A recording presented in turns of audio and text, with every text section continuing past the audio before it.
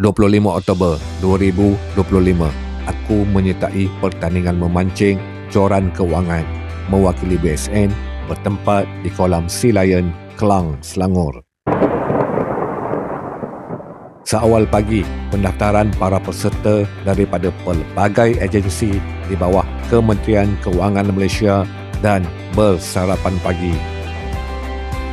Ini adalah barisan fighter-fighter daripada tim joran BSN. Peserta ramai, tak boleh nak main casting sangat, bersilang tali. So aku layan bottom je lah, guna udang hidup. Dalam duk leka berborak tu, sekali joran aku kena rentap. Tapi sayang, akibat kelekaan dan kecuaian aku sendiri, mainline putus. Luka terubat bila nombor penyertaan aku naik untuk cabutan bertuah.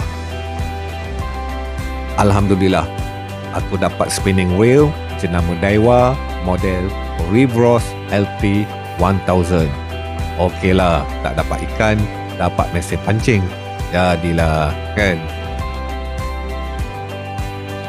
Habis je mancing, sementara nak tunggu penyampaian hadiah, para peserta makan tengah hari yang disediakan oleh Kumpulan Wang Persaraan atau KWAP. Tahniah LHDN juara 2025. InsyaAllah tahun depan mana tahu juara milik BSN. Kita jumpa lagi.